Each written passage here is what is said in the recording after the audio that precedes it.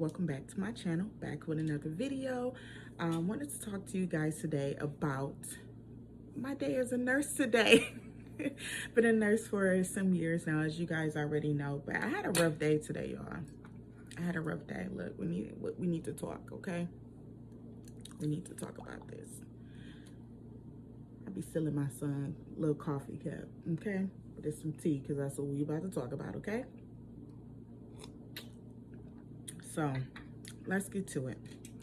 So again, I'm an agency nurse. So this particular story is at a facility that I picked up at. I'm actually on my contract, but facility I picked up at, I'm a day shift nurse, a day shift LPN at this particular facility. I come in, my shift starts at 6 a.m. Come in 6 a.m. There's a night shift nurse, of course, that's there.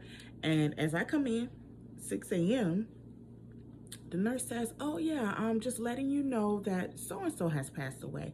Now, this particular resident was on hospice and she's been actively passing. So it, it was expected that, soon that would be happening. So that, wasn't a shocker. So I said, oh, okay, I had no idea that nothing was done. Like nothing was done besides calling hospice. Now this particular nurse, I'm not bad talking her at all. But I think it was like her first time at this facility or something like that. But even with that, the only thing was done was her calling hospice. I had no idea that that was the only thing that was done. Me coming onto the shift, I'm like, okay, counting my carts down. Because the next nurse after me starting my shift comes in at 8. The facility trying to save money. So instead of both of us coming at 6, the next nurse, I come at 6 a.m., the next nurse come at 8 a.m. I'm telling you this for a reason. So I count both of the carts down, got report from her. Next thing you know, before 6:30 a.m., therapy comes down the hall and say, hey, the new admit that you admitted yesterday, he's on the floor.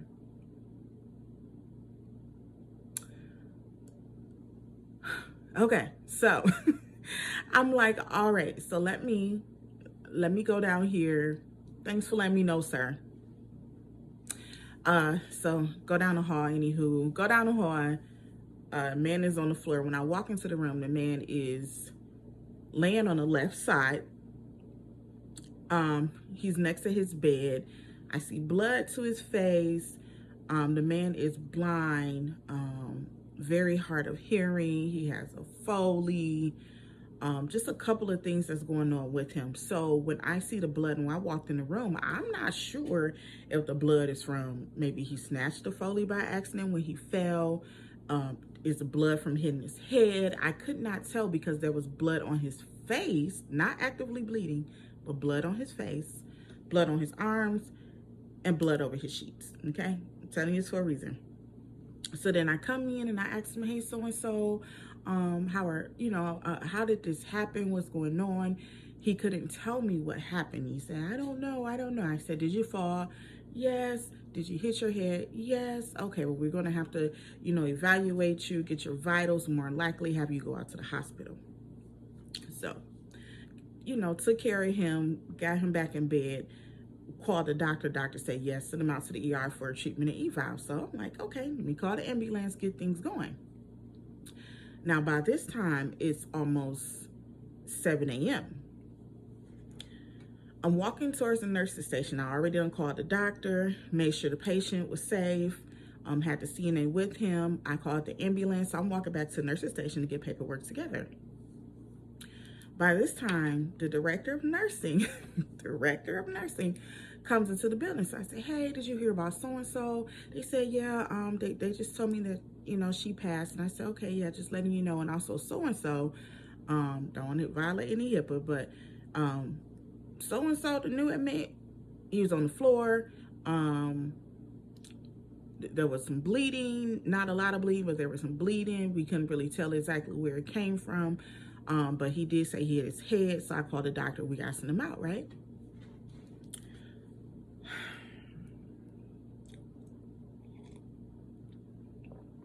Y'all, look. This director of nursing proceeds to tell me, well, ask me, why didn't you call me first? Now, I'm asking her, what does she mean by that? Like, why did I not call you first? I said, well, I'm taking care, make sure he was safe. I called the doctor, got the order. I called the paramedics. They can come pick him up. And then I was going to let you know then, because my priority is making sure my resident, my patient is safe. So she says to me, well, before you send people out to the hospital, I need to know. I said, before I send them out? She said, yeah, you need to let me know beforehand. I said, but the doctor gave me the order to send the person out. She said, yeah, before you even call the doctor, though, I need to know. Now, I just came into a patient who just expired. A few minutes later, find out my new admit is on the floor. He admittedly hit his head. There is blood on the scene, okay? And you want me to call you first before I call the doctor? She said, yes, that's my policy. I need to be notified, because what happens is the ER called me and they're mad at me that we sent somebody to the ER over something that we could have handled there. I was baffled, you guys. Like, I was baffled, okay? Number one, I do understand policies and procedures, but number one, that particular policy and procedure is not listed anywhere, okay?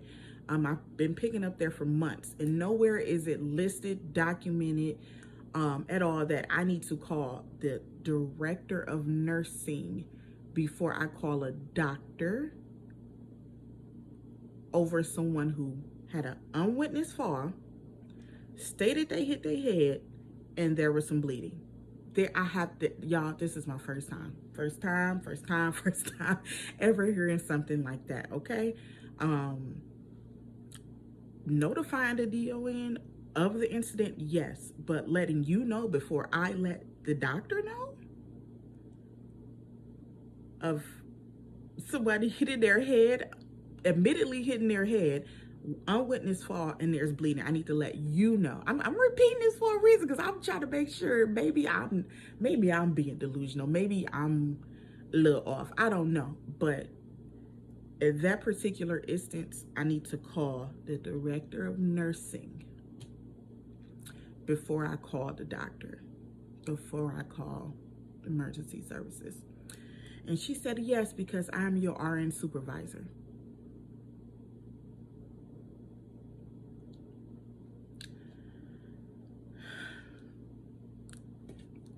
Y'all, this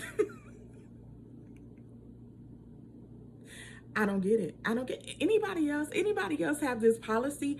And again, I'm not saying that this policy is wrong. I'm not saying it's right. But when it comes to this particular situation, because this is what she was speaking to me on,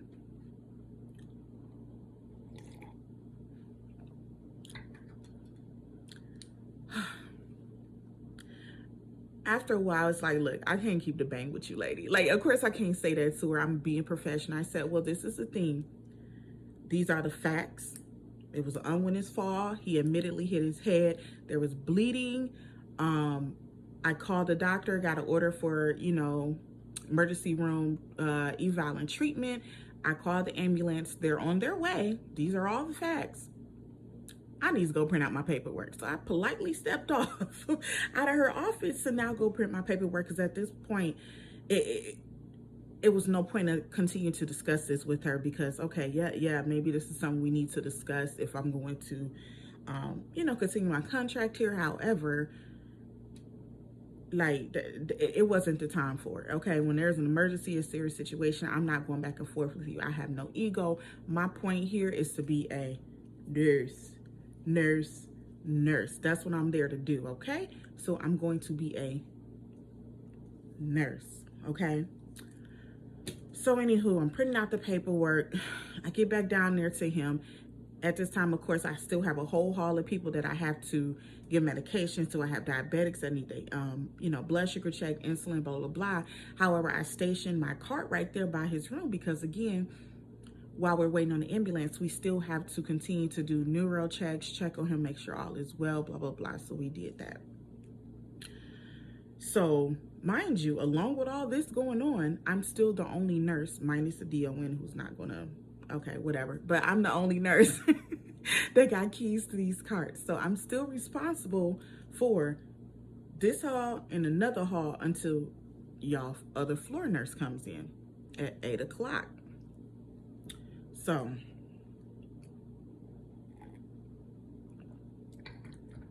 ambulance come, take him out, blah, blah, blah.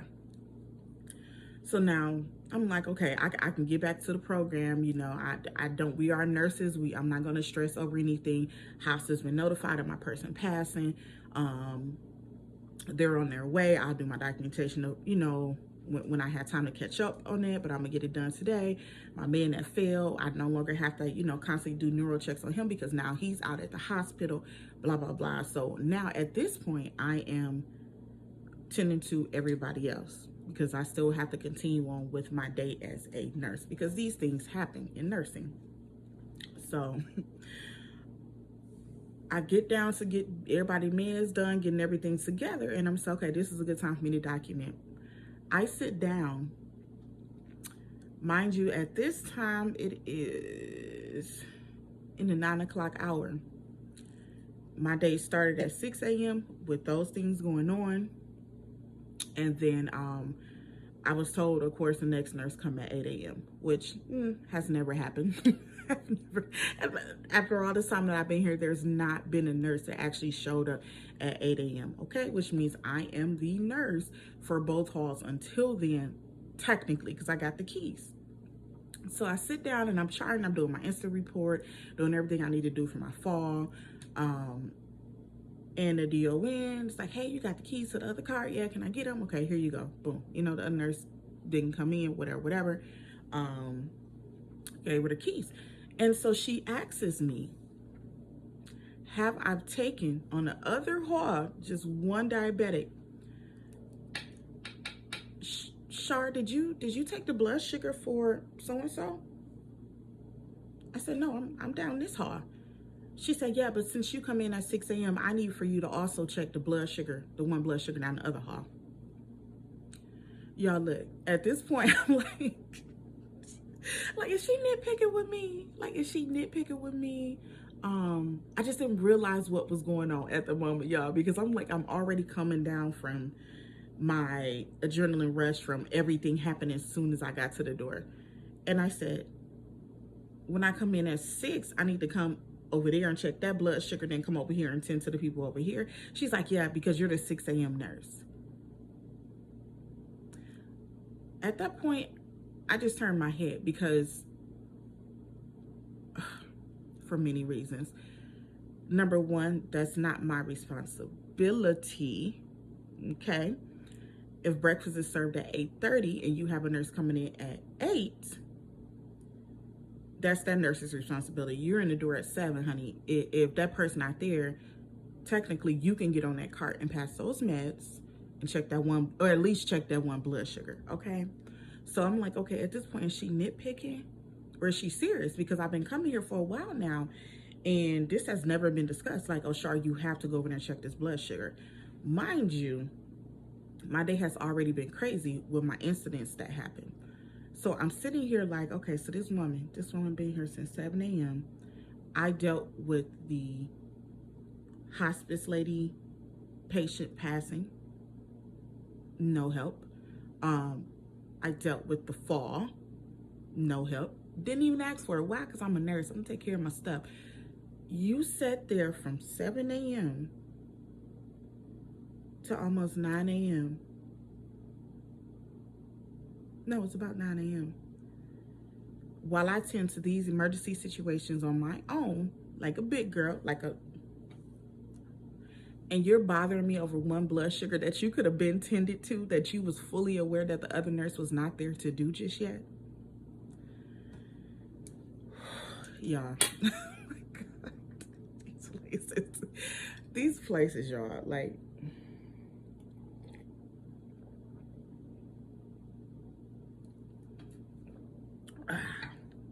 don't ask me why I drink the tea, but the tea bag's still in here, okay? But I got some peppermint tea. It helps with my stomach. Y'all got IBS, okay? This be helping me, so I be trying to get the full effects of it. I don't know if it even happens that way, but whatever. That's what we doing. But yeah, y'all, that was really baffling to me. Let me know in the comments, like, how do you guys feel about, shoot, it was a number of situations, but my biggest thing that really got to me, I'm not worried about the DON harassing me, or because she's a narcissist. I'm just gonna be honest, she is. Some people you cannot win with, so your best thing to do is just make sure your mental is together, dot your I's, cross your T's, and go on with your day. That's what I did. But let me know, how do y'all feel about that? If you were to come into a room, there's a resident on the floor, there's bleeding. Of course, we know the policies of, oh, clean up, see where it's coming from. Okay, I know that part, but they communicated, it was an unwitness fall. They communicated they hit their head. There is bleeding. Do you think you're supposed to call DON before you call the doctor? How do you guys feel about that? Like, let me know down in the comments below, because I don't know, maybe I'm delusional, maybe I'm naive, but for me, I get company policies, but at the end of the day, if something was to happen to this particular patient where it's, I just, I call the DON, she don't answer the phone, or I text her and she don't text me back. Meanwhile, this person has hit their head admittedly, and I don't know if it's some internal swelling going on. I don't know if we do not know. That's why we have our policies in place, just on a standard level for any facility that we go to. But anywho, let me know for this particular situation. Did I handle it okay, y'all, or am I tripping? I don't want to sound like I'm not teachable, or that I break policies, but just let me know, like, do you think I handled this appropriately, or what are policies in the places that you tend to, or that you go to, or that you work for? Just wanted to have a story time with y'all, because they done stress to play out a little bit. I was like, what the heck? And I'm telling you, y'all, I was as professional as I could be, but protect yourself, protect your license, document everything. I even went to an extent of communicating to my agency what occurred. Why? Because you don't want no messiness going on. So anywho, just wanted to have story time with you guys. Like, comment, subscribe. Let me know how you guys are feeling, and I'll see you guys in the next video. Bye.